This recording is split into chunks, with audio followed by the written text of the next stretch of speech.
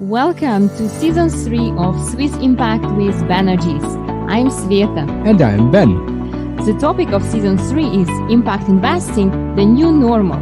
Do you also want to do something meaningful for our planet and people, or invest with impact? Then our amazing and powerful guests who are business owners, heads of financial institutions, thought leaders, political leaders, policymakers, investors, and experts. Greetings, my name is Ash Pachauri, and I'm the senior mentor of the POP or Protect Our Planet movement, and also a member of the board and secretary-treasurer of the World Sustainable Development Forum. Our primary goal is to mobilize the 1.8 billion youth of the world to urgently address the issue of climate change and take action to protect our planet. This will inspire you to get engaged. And in this season, we will challenge them even more to take actions towards sustainable development goals to enable a paradigm shift in the financial sector and way of doing business. Watch and learn how can we, as humans, transform into eco-financial system which would serve all people and the environment. We aim for impact investment to become available to anyone, become truly mainstream. See you every Friday at 3 p.m. Central European Time at Swiss Impact with Banerjee. Act for your future. Good morning, afternoon, and evening to everyone. Welcome back to week 4 of season 3. Our show is about impact investment, if you're watching us for the first time, and the theme of this season is impact investing, the new normal. So if you want to do something meaningful for our planet and people or invest with impact, then you are at the right place right now. Exactly. So I was recently at a scientists meeting on climate change when somebody from the audience asked, what can an individual do to reverse climate change, or at least act for climate action? To which one of the head scientists replied, please talk to your friends and to your neighbors and to everyone. As more and more people know, the higher the chances that we will be able to do something and act. So aren't we doing exactly the same? Well, I guess we do. So this is exactly what we are doing, raising awareness, which is a first step to make impact investing the new normal on our planet. And we need all people who already know about it to get engaged and make other people aware of it. So before we start, just to let you know that if you like our show, then please find us on YouTube at Swiss Impact and subscribe not to miss other episodes. Yeah. Okay. So, but before we start, actually, as a topic today is food security and why food security matters and what are the opportunities to offer to impact investors and businesses in this topic. I wanted to briefly discuss about food security and food sovereignty, because many people don't actually know exactly what's the difference and what is a food sovereignty. So, you know, honestly speaking, even I didn't know it, but go ahead. So the first food forum on food sovereignty happened in 2007. And the widely used definition that emerged from the conference is the following. So food sovereignty is the right of peoples to healthy and culturally appropriate food produced through ecologically sound and sustainable methods, and their rights to define their own food and agriculture systems. But it's not all. There are actually 6 principles or pillars of food sovereignty which are defined, which are: first, food must be appropriate for the population and not simply a commodity to sell, like commodity stock market. Nowadays, you can buy whatever food possible. Second, that food provides deserve to be valued, sustained, and treated with dignity. Food providers, yes. It's very important, because without those people, we have no food. Third is food systems should be localized and bring consumers and producers together. Fourth, local control and cooperation over land and water resources are imperative.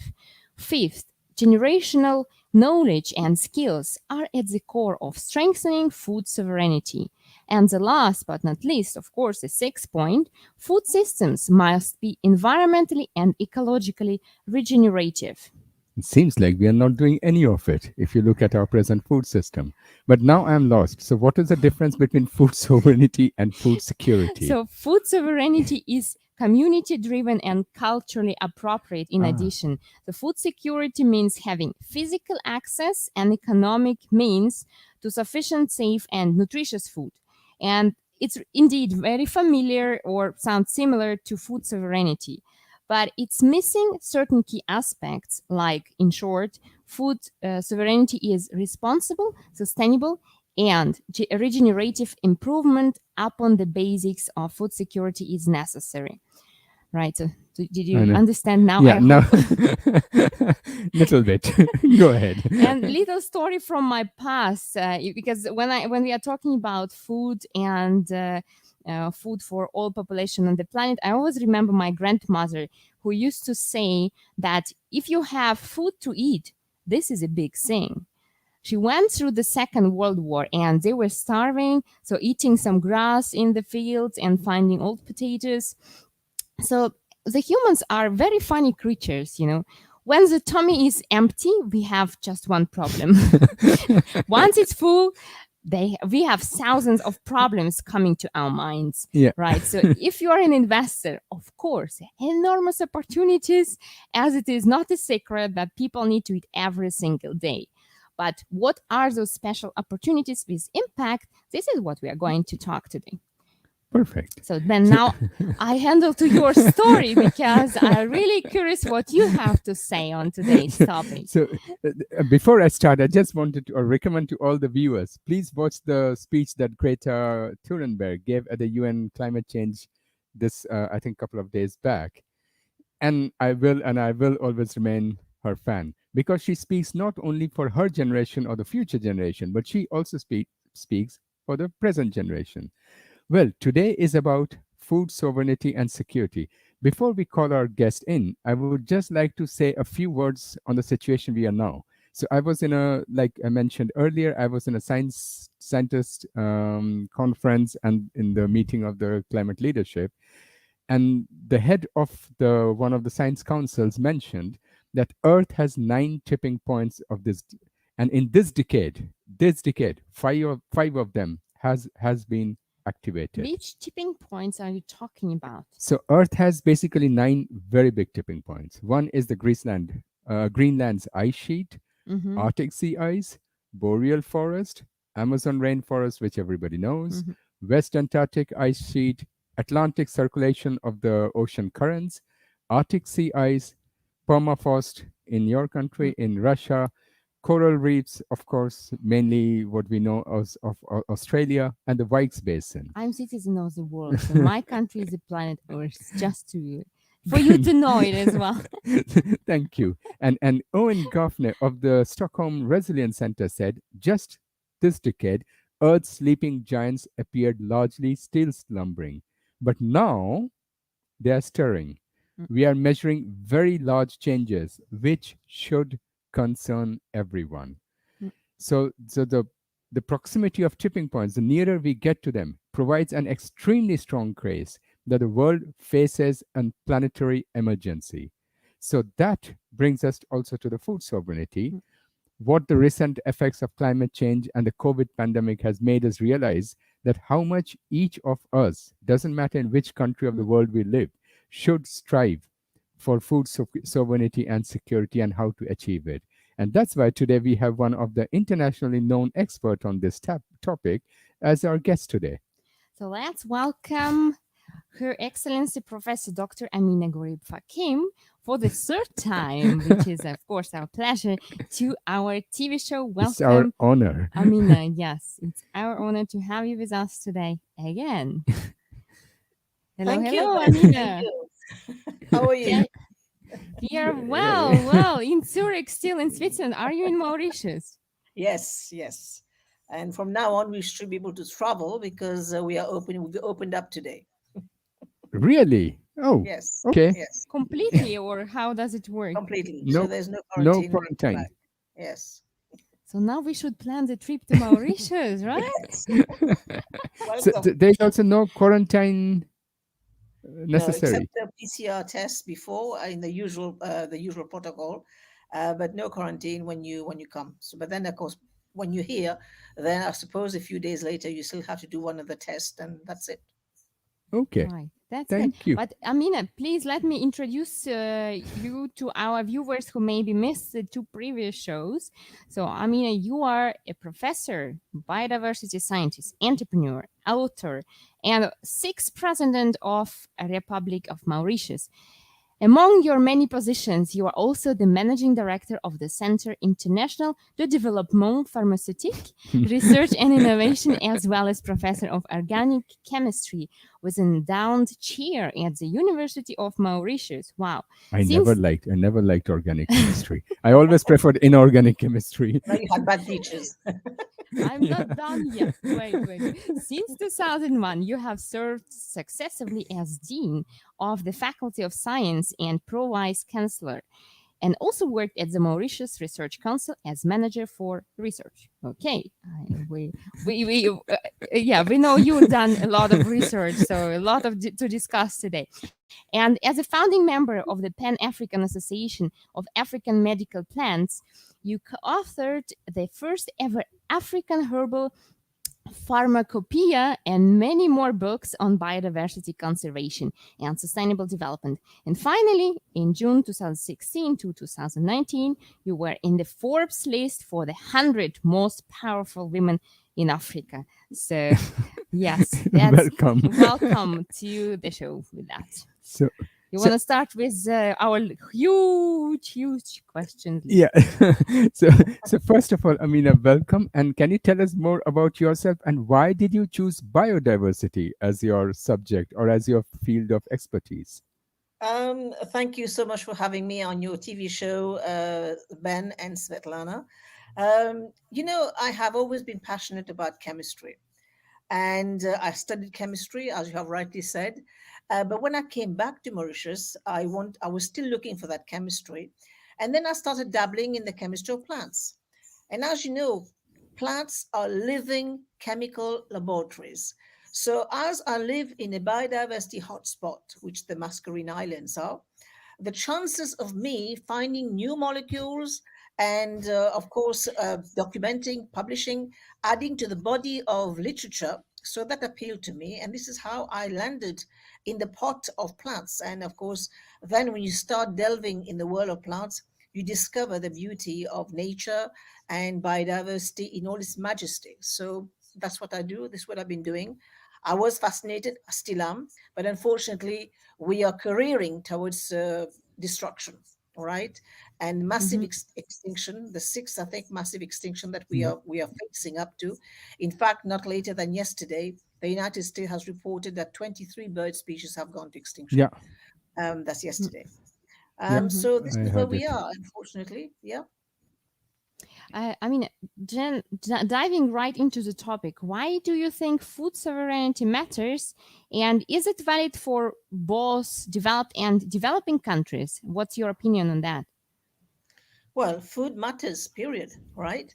And we have seen how over the past 18 months during the pandemic, how this became an issue for countries that have no social safety net and those people who could not afford the basics. And food, to me and to many people, is a fundamental human right. And so this is why it matters to have this discussion today on not just food security, access to food, but more importantly, food sovereignty. And I think you have given a brilliant description at the beginning of your show of what food sovereignty means. And this is something that we have to discuss and get it to people that, beyond the corporate sector, food matters and the way we grow it matters, and why people have to be at the center of the food system and not the other way around. Exactly. Yep. And there's one of the discussions we also had in the past that, a decade ago, a lot of leaders from developed nations agreed to transfer a certain amount of money to developing countries and to help them reduce their carbon emission, but also adapt to the climate crisis. And this promise was reconfirmed in 2015 in Paris, where the leaders again agreed to transfer 100 billion a year to the global south. And at least half of that should go for adaptation. But I read that this deadline was again missed last year. And I remember the last time we spoke, you had also spoken about this. And now we are again facing this long chain of meetings and presentations at the United Nations with so many similar statements of empty words. So, my question to you would be, where is this leading to? And what is your opinion on this about the global north supporting the global south? I think you have rightly mentioned the $100 billion in terms of capitalization of the Green Fund. This was the promise made in Paris, as you have said again, in 2015. And just to put this in context, Ben, is that we're talking about 100 billion in a world GDP of around 100 trillion. So you can do the percentage and you can see how small this is. Now, is this charity? No. I will explain why it is not charity. Because if you look at the way the world is, if you look at the global south, the lungs of the world are in the global south. The biodiversity of the world is in the global south. And why biodiversity matters is because biodiversity represents the branch on which humanity is sitting on. And what we are doing right now is we are busy chopping down that branch.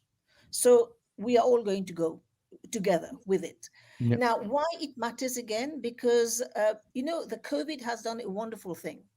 Because the COVID has shown how interconnected we are with each other. Now, if we had been having this conversation 100 years ago, what happened in China wouldn't have mattered to the United States or wouldn't have mattered to Switzerland because we would have been confined there. But how we are now connected physically, and now, of course, as we speak, we are connected virtually as well. What happens if a butterfly flutters in Beijing, the effect will be felt in New York. So the speed at which this virus has traveled across the world has been just mind-boggling. So it is showing us something very, very important. We are all interconnected. We all form part of the ecosystem of this world. And whatever happens to one part of the world should matter to the rest. Now, come back again to the 100 billion. The 100 billion was meant to help the countries in the South adapt to the vagaries of climate change. Why do these countries have to adapt? Because they need to stop, for example, amongst many other things, the destruction of the ecosystem. Now, by preventing the destruction of the ecosystem, we are safeguarding that branch on which we're sitting on. So what I keep saying to policymakers is that these 100 billion is the bare minimum, and it is not a charity. By making countries adapt, by making countries of the South adapt and transition to green energy, it's again going to help because the biggest polluters have been the first world because, I mean, they were there in Yeah. the Industrial Revolution, right? We all agree on this. Countries like, well, continent like Africa, many countries in Africa, many countries in Asia, now they are catching up with the pollution, but they need to be supported to be able to transition to clean energy. And we have seen over the past few days that the biggest culprit remains emission. And this is going Hmm. to be discussed again Yeah. in Glasgow. But the biggest problem to this world is emission. So we have to target towards zero emission. And targeting zero emission by 2050 is simply ridiculous. We're going Yeah. to have to move faster. Yeah. 2050 is, I mean, nature doesn't Late. adapt to the political agenda of politicians. I'm sorry. Yeah. Nature has had enough of being insulted and she's going to take her revenge. That's correct. No, no, I was just thinking about one point that one of the things we read is that the money is there. I mean, if you look at the COVID, when the COVID came, the governments all around the world put aside something like 4 trillion has been spent now against the COVID thing. But the promise was made that this money will be invested in green and investments and production of biodiversity, everything. That was the promise. In reality, I think it is 2 or 3% has gone there, but the rest is going to get the world back on its old way of working as it has been, to get Yes. again everybody in the plane and traveling and everything. So basically, the promise was not kept. But your point, which you just made, the money is there, only it's not going. You We're going mentioned a the bit COVID. wrong direction. Yeah. Yeah, but you mentioned the COVID fund. I'm sorry again to have to highlight this. Crumbs, if only crumbs, small crumbs have reached the developing world. The Yeah. COVID fund has still remained. I mean, I'm sorry to have to say this. Developed countries now they are racing towards getting the third dose for the COVID for the COVID vaccine. Mhm. Some parts of the developing world haven't yet had the first dose. Now, if you draw the same parallel to what's going to happen to the fight with climate change, then we are in really, really big trouble because Yeah. this kind of attitude, this kind of selfishness will not save us. And when we are all going to go together, we are all going to go together. Because I tell you one thing, Ben, the reality in many countries, be it in countries like Southeast Asia, being in many parts of Africa, being many parts of Latin America, flooding, fires, all these, famine, all these have been the realities of all these countries. Now, why Yeah. are people now talking about this now? Is because New York has not been flooded. It's Yeah. because Seattle Germany. has 49 degrees. It's like we saw fires in Germany. We saw now Yeah. fires in Australia. Now people are taking notice because it is Yeah. touching the places where it never reached before. Yeah. So these are things that we have to say. I'm sorry, I'm going to say it. I'm no diplomat. I'm going to say the things You as can they say are. anything, But Ameenah, that this is the is the space. reality. Yeah, that is the reality of our world today. We saw the race towards getting vaccines when the COVID struck. We are still seeing a lot of lethargy when it comes to fighting climate. And I've said this in the past, I will say it again. Very soon, the climate challenges will make COVID look like child play, Yeah. right? That's And we true. haven't Yeah. woken up. We haven't woken up to this. And unfortunately, our children are going to, or will be Yeah. those who will have to bear the brunt of this. Exactly. Phew, I'm even a bit scared, I try to stay, to stay positive or realistic, not optimistic, just realistic. But you made me think about again, what can we do more? Also, us, not only Exactly. the ones who are already doing, but also us. Anyway, let's talk about your book because you told us that you're going to write a new book called African Herbal Pharmacopoeia. Some people don't know what is that. Maybe you can quickly explain. My first question would be, what made you write this book, and what is this book about?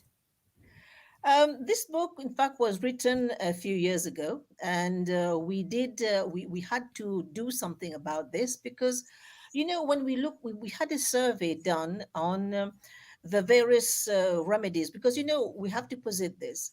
Over 60% of when we go to the chemist shop, over 60% of the drugs which are sold out there, they have a molecule coming from nature. And out of the 60%, 25% still come from medicinal plants. And we can, if we add antibiotics in there, of course, the number will rise again. Now, human brain, we are ingenious up to a certain point, but we still can't cope or copy or match with what nature can do. So the diversity of the molecules in plants, they are there to provide us with the appropriate remedies when we are sick or as now we have seen COVID, for example. So what do we need to do in order for people up in the north where the market is to know what is the diversity of plants from Africa?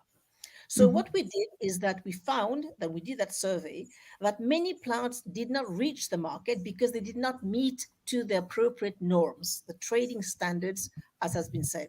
So we got together as a group of scientists, of course, friends of this remedy, the phyto remedies, and we decided to write this African herbal pharmacopoeia, the first edition. The idea is to actually put the trading standards that farmers can adhere to so that their products can reach the market. And this has been a big success because it has been an eye opener for many farmers, of course, agriculturists on the continent. But we now want to do much more. We want to do a second edition with some colleagues. But what I'm also trying to do at my level is do a compendium of the biodiversity and the medicinal plant of the Southwest Indian Ocean, Why I'm trying to do this? Because we are in a biodiversity hotspot. And as I said, there are so many plants that are there. And unfortunately, they're being lost because of the vagaries of climate change, human impact, the footprint of mankind. So we are really in a race against time to see to it that this documentation is there. Why the documentation matter is that in many countries, for example, in China, the Chinese pharmacopoeia has been there, has been fully documented. And because of the documentation of the Chinese pharmacopoeia that we got artemisinin, and the Nobel was given in 2015 for this discovery. But in Africa, the transmission has remained oral. So we have to document the knowledge, because when the plant disappears, the knowledge also goes with it. And as there's a saying in Africa, whenever we lose an elderly, we lose a library. So my work is now focused on documenting as much of these knowledge and plants, of course, and highlight the critical status of this plant, because some of them are literally on the verge of extinction as well. So that this is the work that I'm trying to do. And beyond this, I'm also trying to alert public opinion and make them realize how fragile this ecosystem is. And why, when we protect a plant, we should not just protect the plant, we should also protect the ecosystem. Because when the ecosystem is destroyed, the plant also will go with it. So this has been the focus of my work, and I intend to carry on with this for a long time. Ameenah, where can we get this book? Is it possible to order online or something? I'm very curious to go through. A few of these books are available on Amazon, so there's quite a few there. But otherwise, my website can provide some information on how to access these books.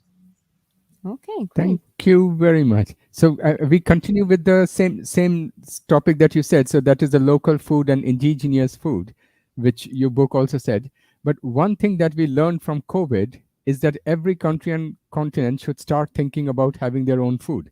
Because, once the supply chain gets disrupted or something, it is, and a lot of countries are depending on other countries.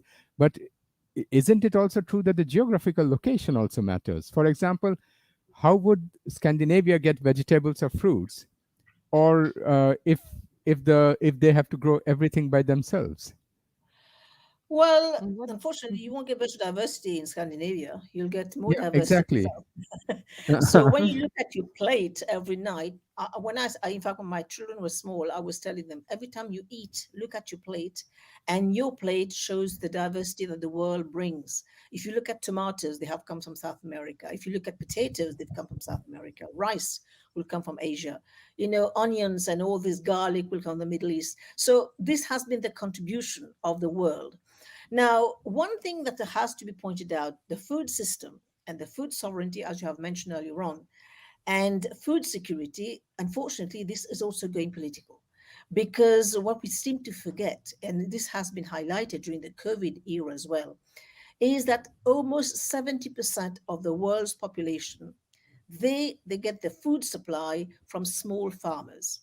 And I think a few months ago, Ben, when we discussed agriculture again on your show, we highlighted that intensive farming, for example, generates almost 40% of greenhouse gas emissions. So now this has become now the forum for challenge, and there is a tendency to actually privatize the cultivation and, of course, the foods, the entire food structure. There is an attempt to corporatize it. Now, if we are going to do the same thing as we have done for the COVID and corporatize food as well, then we are going to have problem, because when we look at the diversity of our diet, and we cannot have a system like the Coca-Cola system where it's harmonized, it's a one size fits all for the rest of the world. It can't be. It is not possible. And what we have seen also in Africa and also in Asia is that there are many what I call neglected plant species or underutilized species that can provide and, of course, solve the issue of hidden hunger, because they're so rich in micronutrients. The diversity is there, but unfortunately, they don't come mainstream. So this is why we need to protect that food system and see to it that it is, I know there's a lot of currents going on right now to corporatize it. So we have to ensure that the farmers' system is maintained, the diversity, the farming structure, and also how to protect, not to prevent greenhouse gas emission through commercial intensive farming. And this is where we have to protect the soil. And there's so many moving parts there, because we look at food security, we look at soil structure, we look at the farmer's interest and the smallholders' interest. All these are coming together when we look at the food system. So we need to find a way where we protect the rights of these farmers, we protect the diversity of the diets, and we ensure that food security is there. And also, we should not be impacting. I see a lot of very trendy words going around now: nature-based solution, Yeah. smart agriculture. All this is fine, but it is not possible for countries in the south where they are already cash strapped. They don't have access to technology, and imposing this on them will just mean more people being pushed into poverty. And the other thing that we also have to be mindful is access to seeds. Again, is an issue where the corporate sector wants to have a monopoly on the seed production, but it is not possible. These farmers need to be able to produce their own seed. They need to safeguard it, because safeguarding the seeds means that, again, they are independent. They are becoming sovereign in terms of what they produce, how they produce, and using traditional techniques. So this is what we have to safeguard when we talk about food security and food system. It has to be brought back again where people matter. People are central to this. Ameenah, yeah, I wanted to ask your advice to global leaders, because you're also one, but some other leaders, I think they can use your advice on the following. So continue talking about massive impact of climate change and massive impact of the global south, which is going to be impacted by climate change much more disproportionately. And we are not only speaking of loss of land, loss of arable land, and food production.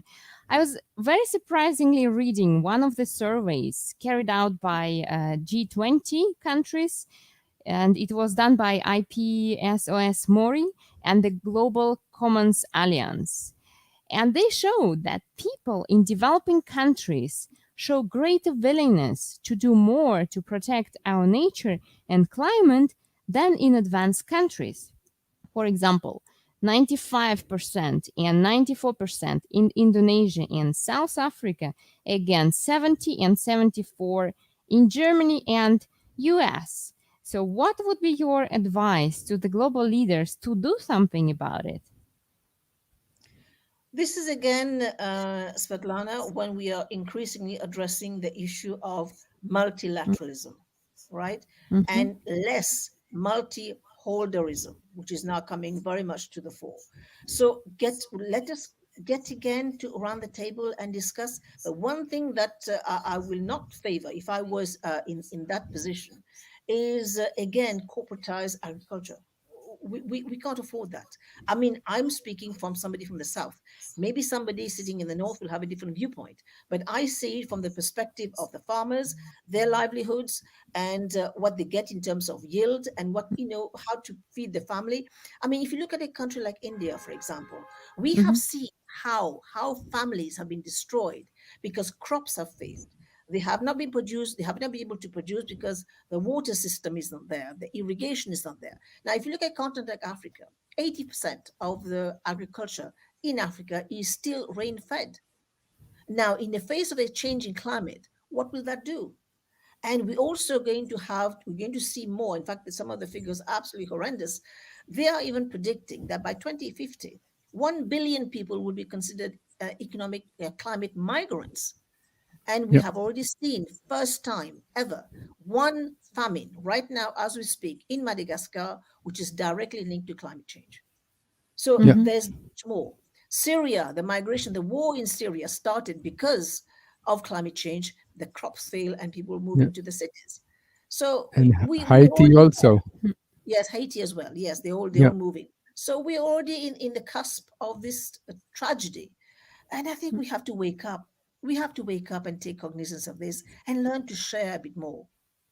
Yeah. I mean, how much more do you need? How much is ever enough? We have to need to ask ourselves. I was seeing one of the statistics in this scientific meeting is that their prediction is that if we go on exactly as we are going on in the next 10 to 20 years, most of the countries will have unhuman weather conditions. Like Canada, they said they did a study on Canada where the temperature sometimes reached nearly 50 degrees. They said Yes. it was not a natural freak.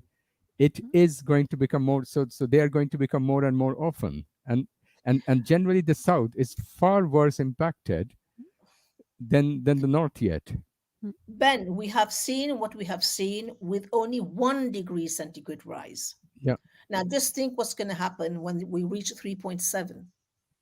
yeah, So exactly. it is cataclysmic. And we have to wake up to this reality that the prediction, we have to listen to the sciences. And one thing we have to do away with is bringing geopolitics into this narrative.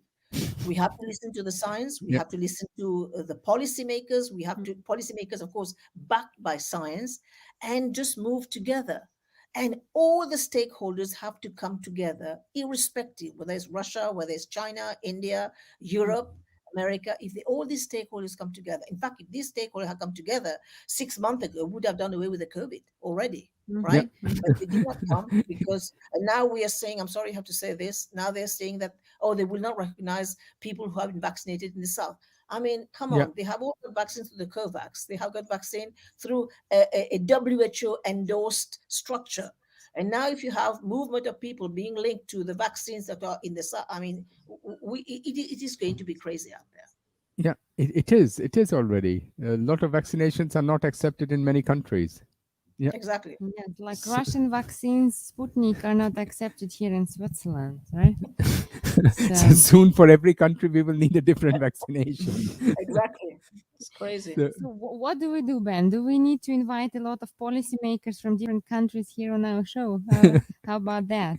To yeah, openly Well, discuss you a few invite things. them, they will give you all the right noises, and then when you go back, they'll do exactly the opposite. So, yeah, exactly, and that's exactly that's what also Greta pointed out very clearly, that everybody has these beautiful words of green economy and biodiversity and everything, but the last 30 years nearly nothing has happened. And like you true. mentioned, it was yesterday's reported, I was reading it today or something, that so many birds and animals have again disappeared, have gone extinct. And you know, the IPCC had been set up in the 1990s. Yeah, Can you imagine? And we are where we are, and we're still going around in a circle. And we know what to do, but we just refuse. We're just playing the ostrich. yeah. But what do you think is the reason? Lack of motivation by the politicians? No, I think it's just interest. It just interest. That's it. That's it. What has driven colonization? What has driven all these major movements across the world? It's just down to interest and Mhm. power, and we all sinking with it. Yeah.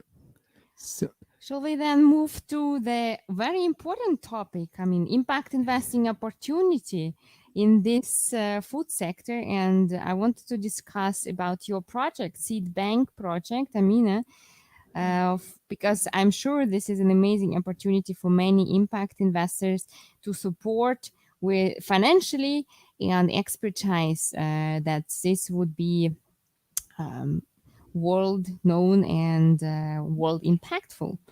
So the first question is that can you please tell more about the Seed Bank project, which I just mentioned and nobody Yeah. knows yet about?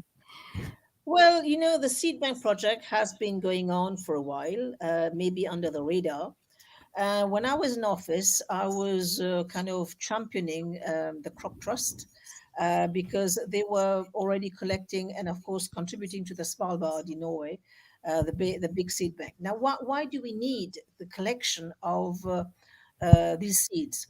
A lot of these seeds, they touch on food security, you know, the food items, but we need to safeguard all the seeds. But to begin with, we can safeguard the seeds that touch on food issues, food security issues.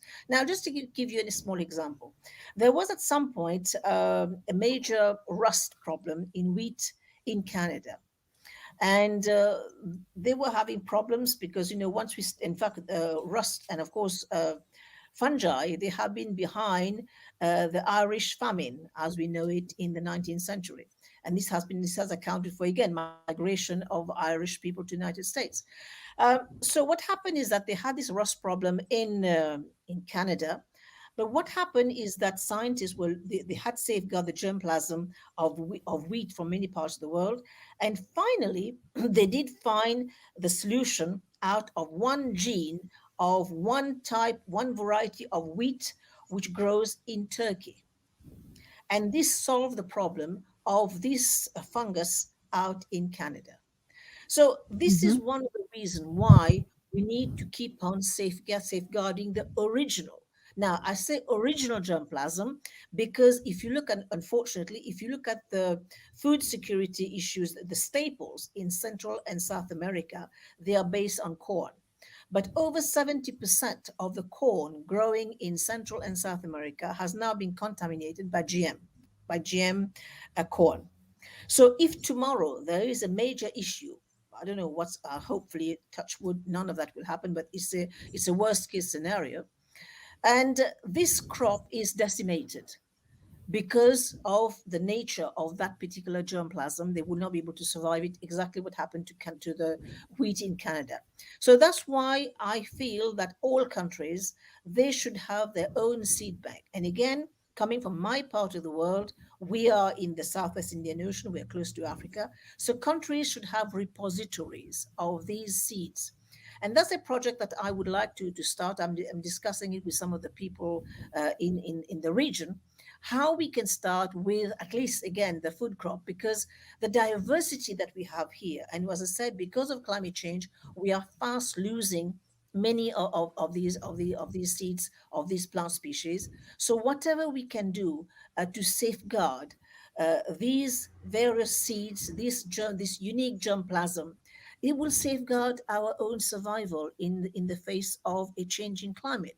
Now, if you go next door to an island called Madagascar, 80% of the Madagascar flora is endemic to that part of the world. Mhm. And Mhm. we know that it is experiencing massive logging and loss of germplasm, because at the end of the day, it is still poverty which undergirds all these challenges in nature there in Madagascar. So we need to start somewhere where we start saving a lot of these original seeds growing in this part of the world, so that not only will serve us in that part in this region, but it can provide solutions elsewhere. We don't know what can happen. Now, going back to the Svalbard seed project, there was a point when they had to reintroduce in Syria. They had to reintroduce some wheat or barley, one of these seeds, the grain that had to be reintroduced into that part of the world. This was the time when they actually opened the Svalbard to get the seeds and to grow it back in there. So in the light of a changing climate, we need to safeguard as much of our germplasm as we can. So this is the project that I would like to start. If there's anybody who would like to discuss on this way forward, I'll be very happy because it involves, at the end of the day, a fair bit of capital to get this project going. But Yeah. it's a project which will serve all of us, not just Mauritius. Yeah. But are you talking about collecting, like in the Norway, in the snow, you have seeds of every plant, or are you talking about collecting massive amount of the farm products or farm seeds so that they can be sold back to the or given back to the farmers in case they don't have it? Well, initially, we are saving the seeds. We will be saving the seeds. And what I had said is that because of the vagaries of a changing climate, even in the Svalbard, they are witnessing the permafrost, as you have said, is melting. Yeah. So there are challenges because there has been a few years ago, there was some flooding there. So I feel that we should have repositories and duplicates of all these seeds in many parts of the world. So if we have one, for example, let's say, I'm just saying anything, just in Mauritius, we should have a duplicata in somewhere on mainland Africa Africa, and then one more in another place where we can safeguard it.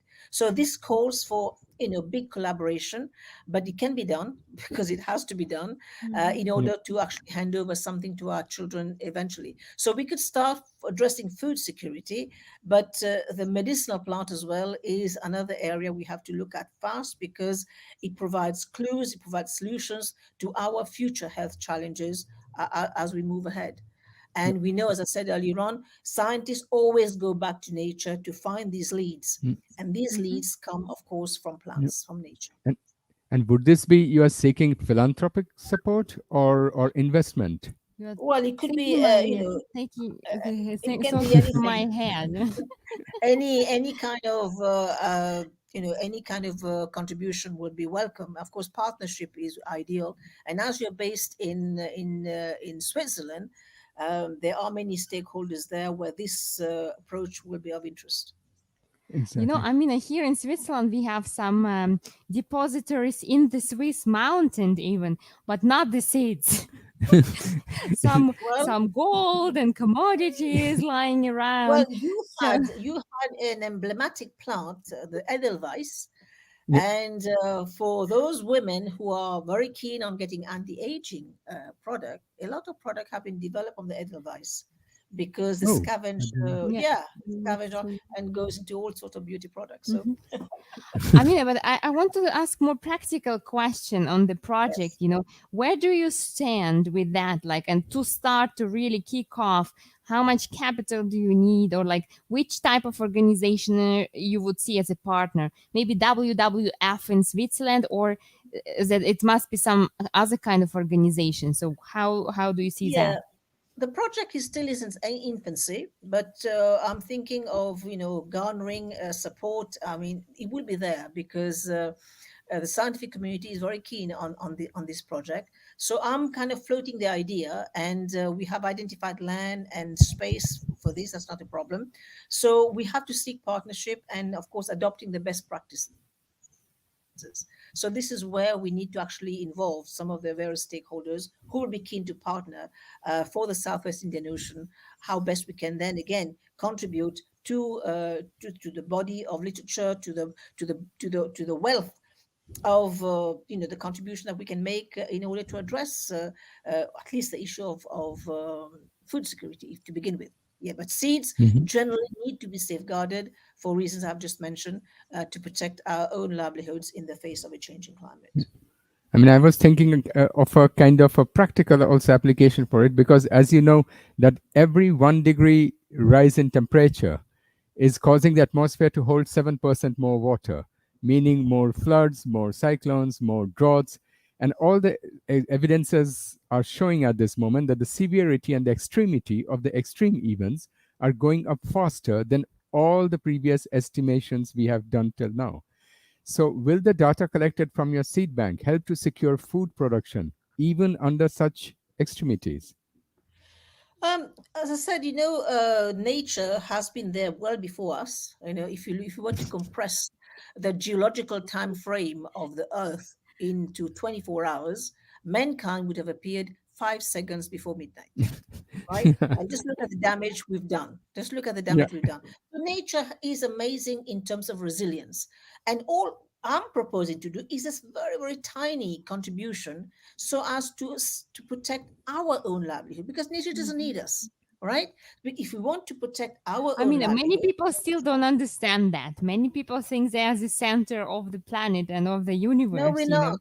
We're not. Yeah. We are an apex species, right? If you look at Yeah. we are there, up there. But nature has shown it last year, when we were inside our homes, all the animals were taking over our streets. So nature doesn't need us. And we are Yeah. totally expandable. So just forget about, and if one deluge, we are just washed away. We have seen that happening. And Yeah. nature will be back again. And that's what I keep saying all the time. I keep saying nature does not need us humans. There's so many species out there. And unfortunately, we are proceeding with this massive sixth extinction, or whatever you can call it. But we need to make sure that whatever we hand over to our kids, it is something that will help them and their kids survive on this planet, which we will not recognize 10 years from now if we Yeah. maintain the current status quo. Yeah. I mean, you must have read that the estimation is that the CO2 emission this year will again rise. It will. And one thing which is interesting as well, because you have mentioned the plane. Now, over the past year and a half, there has been hardly any flights going across the world, right? And the emission has still been constant. So it Yeah. is saying that the plane may not be contributing that much. So what is contributing? It's Yeah. emission from our own livelihoods. And I've mentioned agriculture contributing only 30%. So Yeah. how can we reduce the impact of agriculture to begin with to make it net zero? And I can Yeah. only see one thing: is going back to regenerative agriculture, agroecology, and how to protect the soil, and not go back again to the way we have been doing business since the Green Revolution. Now, again, when we talk about Green Revolution, Ben, we have seen that Green Revolution has not helped reduce hunger. So, Yeah. I mean, hunger we know is not reduced because of productionist attitude, is how distribution is done further down the line.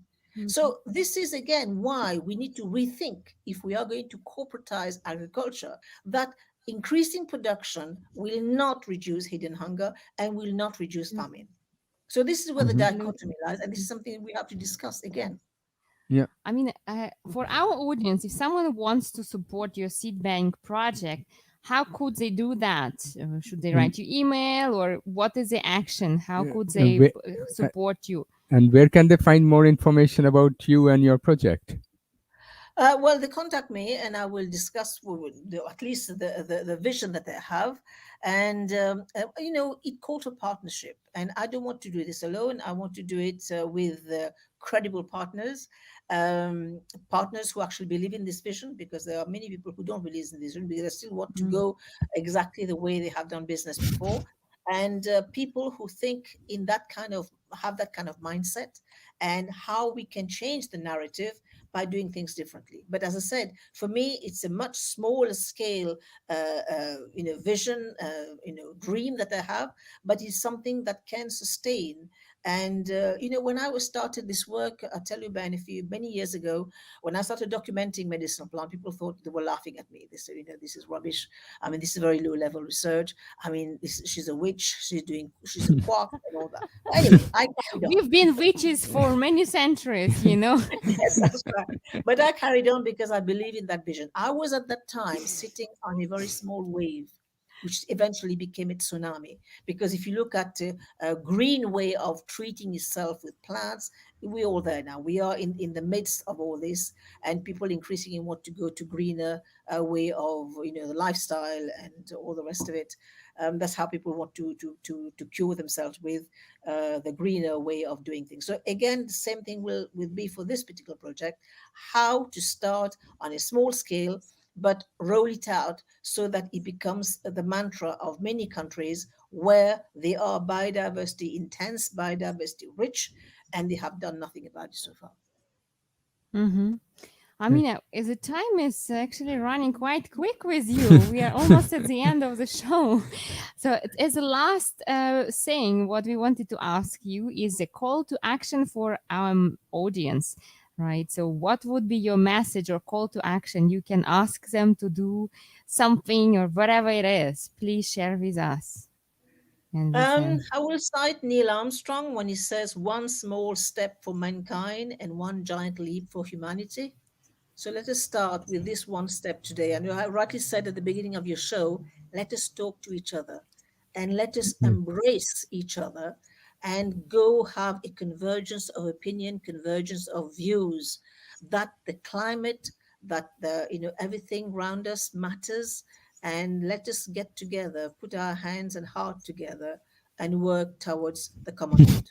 Because food is a common good, climate is a common good. Yeah, exactly. Absolutely. Thank you so much. Amazing Thank you message. so Thank much. you very much. Thank you, Sven. Thank you, Svetlana. Thank Take care. Thank you for Bye-bye. joining us, and we hope to see you the fourth time sometime Soon. next year, maybe. Yeah, which is not so far away from us. Exactly. Thank you. Bye-bye. Thank you you. so much. Bye Bye-bye. bye. So with this, our fourth episode of season 3 ends. And if you like our show, like Sweta mentioned earlier, please subscribe to our channel at YouTube channel at YouTube/Swiss Impact. And Next week, I'm so looking forward to that. so next week we are having another amazing guest, Kasike Nibon-Risk Kaiman. Mhm. He has many roles, but among that, he's the member of. You speak Spanish. Maybe you can speak in better. Consejo de Medicina Ancestral Indígena Originaria del Abya Yala, Council of Ancestral Indigenous Medicine of the Americas, and sits on YCOIL, Yamaya Jamaica Council of Indigenous Leaders. So we are really looking forward to welcome our guest. It's a really special. Don't miss that one and subscribe on our channel. Yeah, and for those who are interested to learn about impact investing and how to make profitable business with impact, very soon we are going to publish 3 new courses on chamomile. So sign up and check it out. Anything else? Thank you for watching us. No. Yes, act for your future. Thank you. Bye-bye. Bye-bye. Welcome to Season 3 of Swiss Impact with Banerjis. I'm Sveta. And I'm Ben. The topic of Season 3 is Impact Investing, the new normal. Do you also want to do something meaningful for our planet and people, or invest with impact? Then our amazing and powerful guests who are business owners, heads of financial institutions, thought leaders, political leaders, policymakers, investors, and experts. Greetings, my name is Ash Bachori, and I'm the senior mentor of the POP or Protect Our Planet movement, and also a member of the board and secretary-treasurer of the World Sustainable Development Forum. Our primary goal is to mobilize the 1.8 billion youth of the world to urgently address the issue of climate change and take action to protect our planet. This will inspire you to get engaged. And in this season, we will challenge them even more to take actions towards sustainable development goals to enable paradigm shift in the financial sector and way of doing business. Watch and learn how can we, as humans, transform into eco-financial system which would serve all people and the environment. We aim for impact investment to become available to anyone, become truly mainstream. See you every Friday at 3 p.m. Central European Time at Swiss Impact with Banerjee. Act for your future.